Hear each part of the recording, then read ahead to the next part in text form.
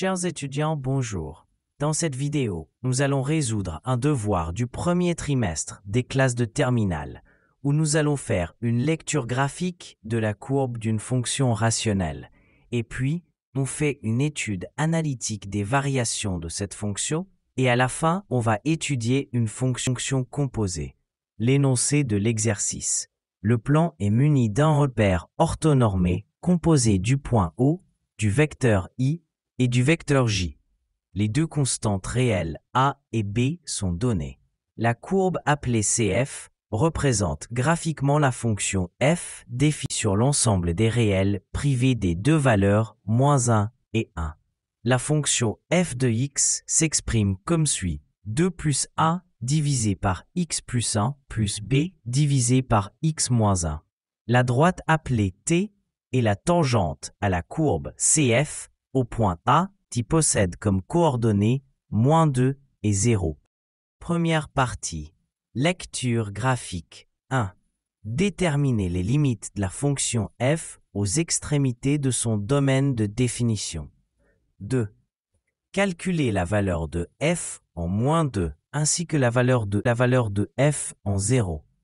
3. Étudier le signe de la fonction f de x ainsi que celui de sa dérivée appelée f' de x. 4. Déterminer l'équation de la droite tangente t. 5. Construire le tableau de variation de la fonction f. 6. Montrer que f de x peut s'écrire sous la forme 2 multiplié par x plus 2, le tout divisé par x au carré moins 1. 7. Discuter selon la valeur de la constante réelle n, le signe de la fonction et les solutions de l'équation f de x égale -n. Deuxième partie. Étude analytique. 1. Déterminer la dérivée de la fonction f. 2. Étudier les variations sur f. Troisième partie. Étude d'une fonction composée. 1. On définit la fonction g de Hooks comme étant la fonction f appliquée à l'opposé de la valeur absolue de x. Cette fonction est définie sur l'ensemble des réels privés des deux valeurs -1 et 1. Déterminer cette fonction. 2. Montrer que la fonction g est à la fois paire et injective. 3. Réécrire la fonction g de x sans utiliser le symbole de la valeur absolue. 4. Expliquer comment construire la courbe représentative de g, appelée CG, à partir de la courbe CF.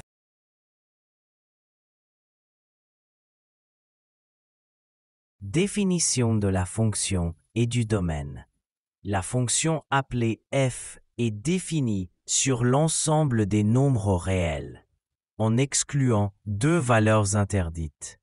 La première est égale à -1 et la seconde est égale à 1.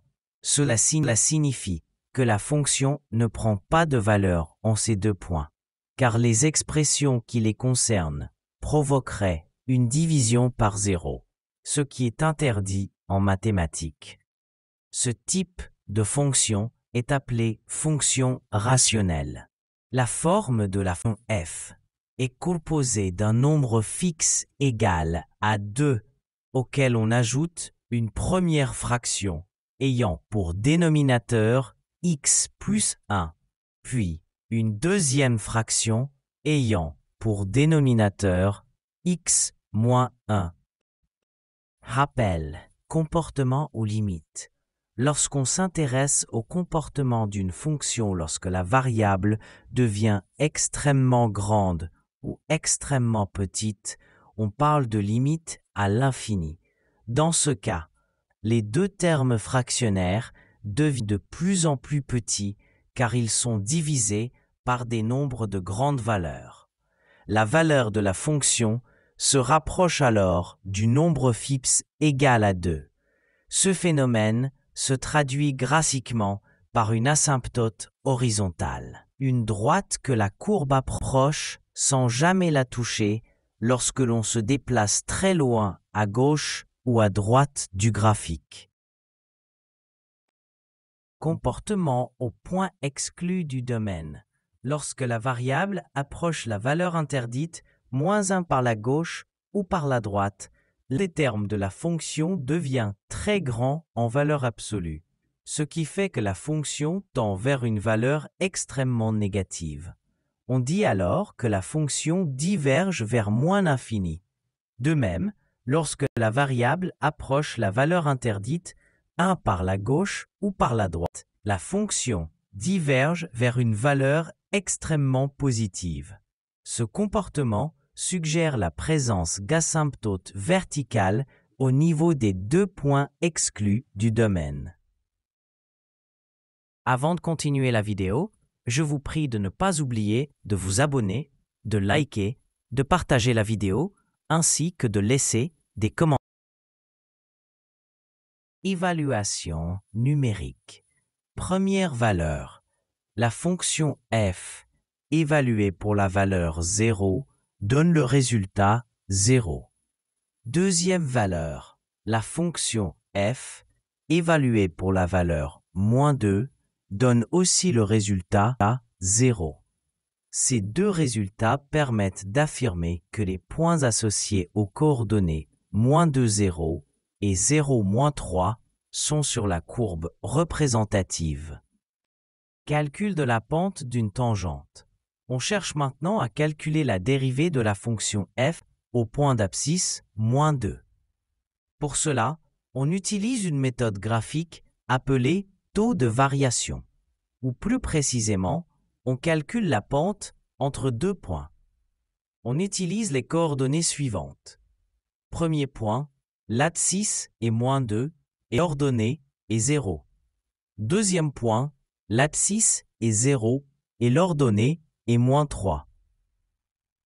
La pente est obtenue en faisant la différence des ordonnées, soit -3, -0, divisé par la différence des abscisses, soit 0, -2. Cela revient à diviser le nombre -3 par le nombre 2, ce qui donne une valeur égale à -1,5. Données et lecture et tableau de signes. Le tableau contient 3 lignes principales. 1. Première ligne. Elle représente les valeurs possibles de la variable appelée x, réparties selon plusieurs intervalles ou points particuliers. On y trouve les valeurs suivantes de gauche à droite. -l'infini, -2, -1, 0, 1 et plus l'infini. Deuxième ligne. Elle indique le comportement de la première dérivée de la fonction appelée f, notée f'. On observe que cette dérivée est strictement négative dans tous les intervalles indiqués. Cela signifie que la courbe descend partout. La fonction diminue sans interruption. 3. Troisième ligne. Elle donne le comportement de la fonction f, positive entre -l'infini et -2, et entre -1 et 0, ainsi qu'entre 1 et plus l'infini. Nulle au point -2 et 0, négative entre -2 et -1, puis entre 0 et 1. Avant de continuer la vidéo, je vous prie de ne pas oublier de vous abonner, de liker, de partager la vidéo, ainsi que de laisser des commentaires. La question 4. Déterminer l'équation de la tangente. Deux points sont donnés. Le premier a pour abscisse -2 et pour ordonnée 0. Le second a pour abscisse 0 et pour ordonnée -3. Ces deux points appartiennent à la droite appelée tangente T. Pour trouver l'équation d'une droite passant par deux points, on procède en 3 étapes. 1. Calculer la pente de la droite. La pente est obtenue en divisant la différence des ordonnées. Ici, moins 3 moins 0, soit moins 3. Par la différence des abscisses. Ici, 0 moins 2, ce qui revient à 2. Cela donne une pente de moins 1,5. 2. Utilisez une forme de droite appelée équation cartésienne. On part de l'expression y est égal à la pente multipliée par x plus une constante. En remplaçant la pente par moins 1,5, on obtient y est égal à moins 1,5 fois x plus une constante. 3. Trouver la constante. On utilise l'un des points pour trouver cette constante. En remplaçant x par moins 2 et y par 0, on résout pour trouver la constante. Cela donne une valeur de moins 3 pour cette constante. Conclusion. L'équation de la droite tangente est y est égal à moins 1,5 multiplié par x, auquel on ajoute moins 3. Elle peut aussi s'écrire sous forme implicite, c'est-à-dire 2 fois y plus 3 fois x plus 6 est égal à 0.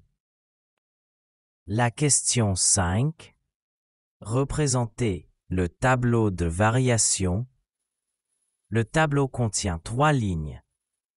Première ligne, valeur de la variable x. Elle évolue de gauche à droite selon les intervalles suivants, moins l'infini, moins 2, moins 1, 0, 1, plus l'infini. Deuxième ligne, signe de la dérivée première de la fonction f. Cette dérivée est strictement négative dans tout le tableau. Cela signifie que la courbe descend sur l'ensemble de son domaine de définition. Autrement dit, la fonction est toujours décroissante. 3. Troisième ligne, valeur de la fonction f. Au départ, la fonction a une valeur de 2. Elle diminue fortement vers moins l'infini lorsque x approche moins 1. Puis elle augmente brusquement vers plus l'infini juste après moins 1. Ensuite, elle redescend à nouveau vers moins l'infini en s'approchant de 1. Enfin, après 1, elle reprend la valeur de plus l'infini et elle redescend à la valeur de 2.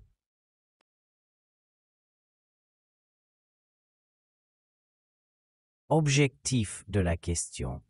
Il s'agit de montrer que la fonction appelée f peut être écrite sous la forme suivante. 2 fois x multiplié par la somme de x et 2, le tout divisé par la différence entre x au carré et 1. Autrement dit, on souhaite prouver une nouvelle expression équivalente à celle de départ. Départ de l'exercice, on connaît l'expression initiale de la fonction f. F est égal à 2 plus a divisé par x plus 1 plus b divisé par x moins 1. On donne aussi deux informations importantes. La valeur de la fonction f pour x égale 0 est égale à 0. La valeur de la fonction f pour x égale moins 2 est également égale à 0. Étape 1. Résolution d'un système d'équations. On remplace dans l'expression de la fonction les deux valeurs données.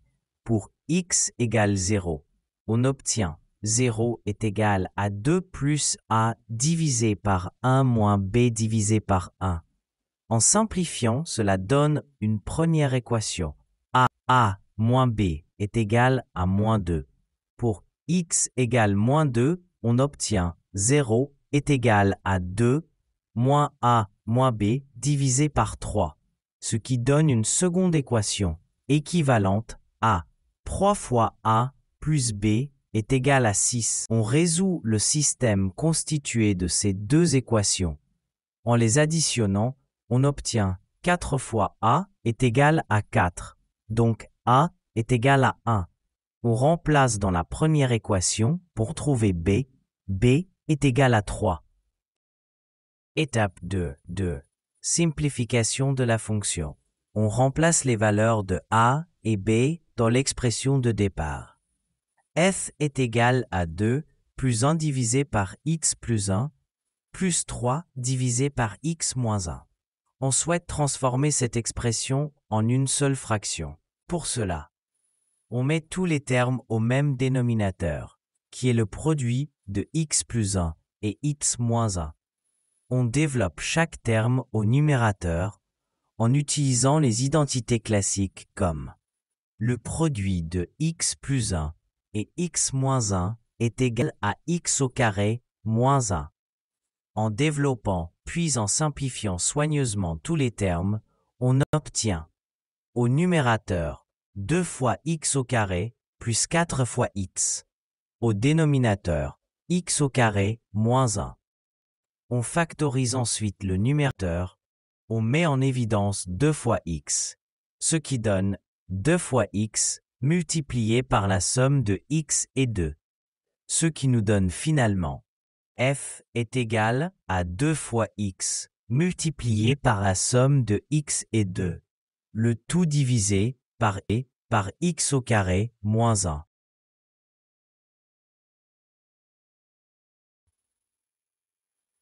L'objectif est de résoudre graphiquement l'équation, la valeur de la fonction f pour une certaine variable m.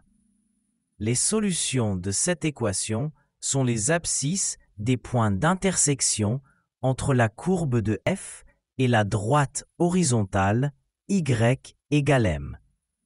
Analyse selon différentes valeurs de m.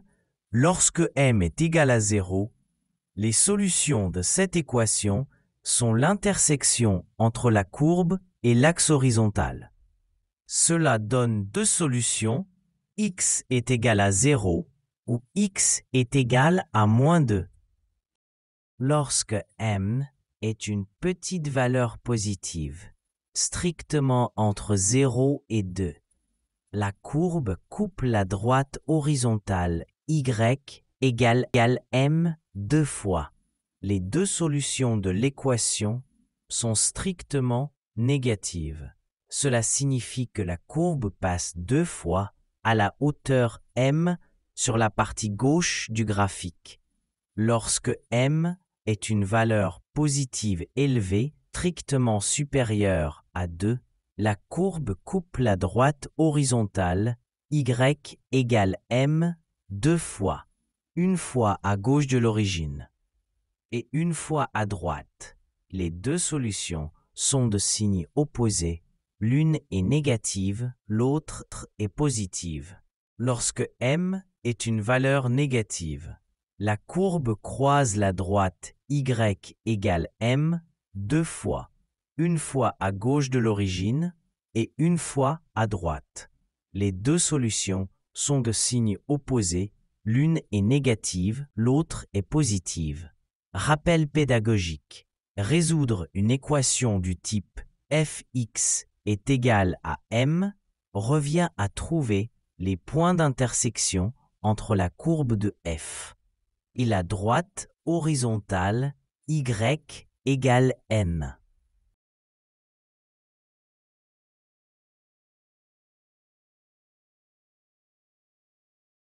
Fonction étudiée et calcul de la dérivée. La fonction f est définie comme suit. F est égal à 2 plus 1 divisé par x plus 1 plus 3 divisé par x moins 1. Étape 1. Calcul de la dérivée. On calcule la dérivée terme par terme. La dérivée à constante 2 est nulle. La dérivée de la fraction 1 sur x plus 1 est égale à moins 1 sur le carré de x plus 1. La dérivée de la fraction 3 sur x moins 1 est égale à moins 3 sur le carré de x moins 1. En combinant les deux, la dérivée de la fonction f est moins 1 divisé par le carré de x plus 1, moins 3 divisé par le carré de x moins 1. Mise au même dénominateur. Pour mettre les deux termes sous une même fraction, on choisit comme dénominateur commun le carré de x plus 1 multiplié par le carré de x moins 1. On exprime le numérateur ainsi. Moins le carré de x moins 1, moins 3 fois le carré de x plus 1. Étape 3. Développement et simplification. Le carré de la différence entre x et 1 donne x au carré moins 2 fois x plus 1. Le carré de la somme entre x et 1 donne x au carré plus 2 fois x plus 1. Multiplié par 3, cela devient 3 fois x au carré plus 6 fois x plus 3. On calcule le numérateur complet, moins x au carré moins 2 fois x plus 1, moins 3 fois x au carré plus 6 fois x plus 3. Ce qui donne moins 4 fois x au carré moins 4 fois x moins 4. On met en facteur le nombre moins 4, moins 4 multiplié par la somme de x au carré plus x plus 1.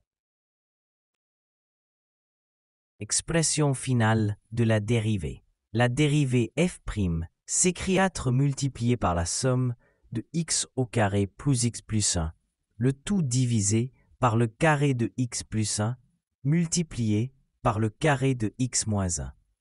Étude graphique, signe de la dérivée. Pour savoir si la fonction f monte ou descend, il faut étudier le signe de sa dérivée. Le numérateur est égal à moins 4 multiplié par la somme de x au carré plus x plus 1. On cherche à étudier son signe. On calcule le déterminant de x au carré plus x plus 1, delta égale à b au carré moins 4 fois a fois c, ce qui donne 1 au carré moins 4 fois 1 égale à moins 3. Étant donné que le déterminant est négatif, alors le polynôme a le même signe que a, à savoir positif. Donc le numérateur est toujours négatif. Le dénominateur est un produit de deux carrés, donc toujours positif, sauf pour les valeurs moins 1 et 1 où la fonction est non définie. Conclusion pédagogique. La dérivée est strictement négative partout où la fonction est définie. Cela signifie que la fonction f est strictement décroissante sur son ensemble de définitions. Avant de continuer la vidéo, je vous prie de ne pas oublier de vous abonner, de liker, de partager la vidéo, ainsi que de laisser des commentaires. L'expression de la dérivée est moins 4 fois la somme de x au carré plus x plus 1, le tout divisé par le carré de x plus 1, multiplié par le carré de x moins 1. Étant donné que la dérivée est strictement négative partout où la fonction est définie, cela implique que la fonction f est strictement décroissante sur chacun des intervalles de son domaine de définition. Tableau de variation, étude graphique. Le tableau contient 3 lignes. 1. Première ligne. Valeur de la variable x. L'évolution de x est représentée par les intervalles de moins l'infini à moins 1, de moins 1 à 1, de 1 à plus l'infini. Les valeurs moins 1 et 1 sont exclues car la fonction n'est pas définie à ces points. 2.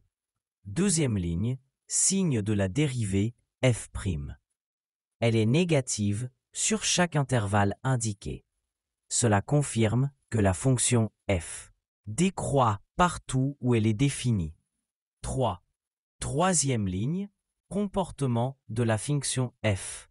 À gauche de moins 1, la fonction commence à 2, puis diminue jusqu'à moins l'infini, indiquant une asymptote verticale en moins 1. Entre moins 1 et 1, elle diminue de plus l'infini à moins l'infini, affichant un comportement irrégulier autour des asymptotes. À droite de 1, elle recommence à diminuer depuis plus l'infini vers 2. Conclusion sur les variations. La fonction f est strictement décroissante sur chacun des trois intervalles délimités par les asymptotes. En x égale -1 et x égale 1, la fonction est non définie, ce qui se manifeste graphiquement par des asymptotes verticales. Définition d'une nouvelle fonction composée. On introduit une fonction nommée g, définie comme suit. G de x est égal à f de moins la valeur absolue de x. Cela signifie que g est construite à partir de la fonction f, mais qu'on applique à x deux opérations successives. On prend la valeur absolue de x, puis on en prend l'opposé. Enfin, on évalue cette expression dans la fonction f. Domaine de définition de la fonction g. La fonction g est définie pour tous les nombres réels sauf les valeurs 1 et 1, car ce sont les valeurs interdites dans la fonction f d'origine. Domaine de définition de g, tous les réels sauf -1 et 1. Rappel pédagogique. Fonction paire. Une fonction est dite paire lorsqu'elle vérifie la propriété suivante. G de -x est égal à g de x pour tout x appartenant au domaine. Graphiquement, cela signifie que la courbe de la fonction est symétrique par rapport à l'axe vertical. Démonstration de la parité de g. On veut montrer que g est paire. Voici le raisonnement. G de -x donne f de moins la valeur absolue de -x. Or, la valeur absolue de -x est égale à la valeur absolue de x. Donc, g de -x est égal à f moins la valeur absolue de x, ce qui est exactement g de x. Conclusion. La fonction g vérifie la propriété de parité. Elle est donc paire.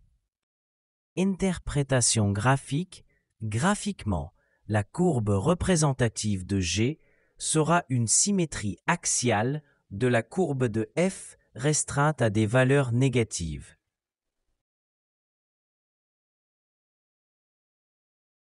Objectif de l'exercice.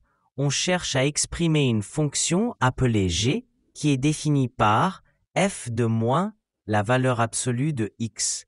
L'objectif est d'écrire g sans utiliser le symbole de valeur absolue et de comprendre le comportement graphique de cette fonction. Rappel de cours. Propriété de la valeur absolue. Lorsque x est strictement positif, la valeur absolue de x est égale à x. Lorsque x est strictement négatif, la valeur absolue de x est égale à -x. Pour x égale à 0, la valeur absolue est simplement 0.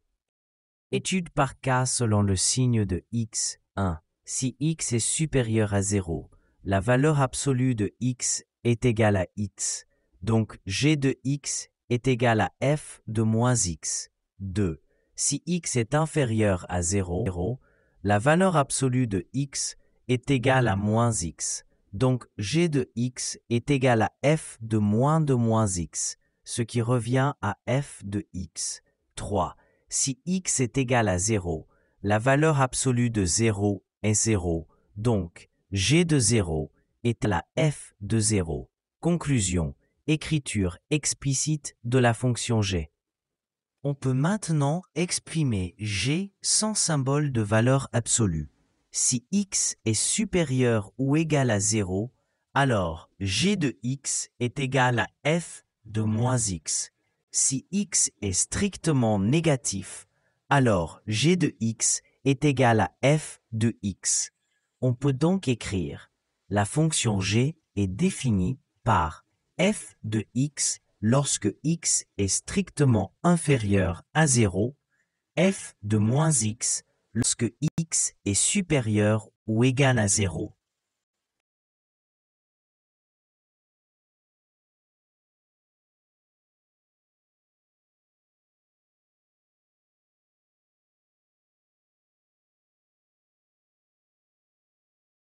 G de x est égal à f de x si x est négatif, f de -x si x est positif ou nul. Construction graphique de G.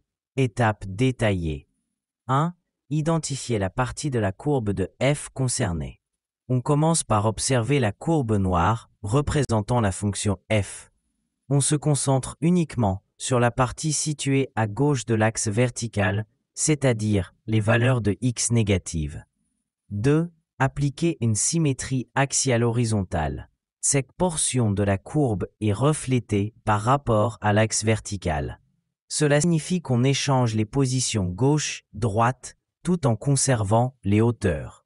Ce procédé graphique traduit le passage de f d'x vers f moins x. 3. Tracer la courbe à droite. La partie symétrique obtenue est reportée sur l'axe des x positifs, car la définition impose que gx est égal à f moins x pour x positif. On obtient ainsi une fonction g continue et symétrique. G de x est égal à f de x si x est négatif, f moins x si x est positif ou nul. 4. Conserver la partie initiale à gauche. Comme la fonction g est égale à fx pour les x négatifs, on garde la courbe d'origine à gauche de l'axe vertical. Conclusion graphique, parité de la fonction g. La fonction g est paire. Cela signifie que g de moins x est toujours égal à g de x. Graphiquement, la courbe de g présente une symétrie parfaite par rapport à l'axe vertical. Cette propriété se déduit directement de la transformation f de moins la valeur absolue de x. Avant de continuer la vidéo, je vous prie de ne pas oublier de vous abonner, de liker, de partager la vidéo, ainsi que de laisser des commentaires. Chers élèves, je vous remercie d'avoir suivi la vidéo jusqu'à la fin et à la prochaine fois, je vous dis au revoir.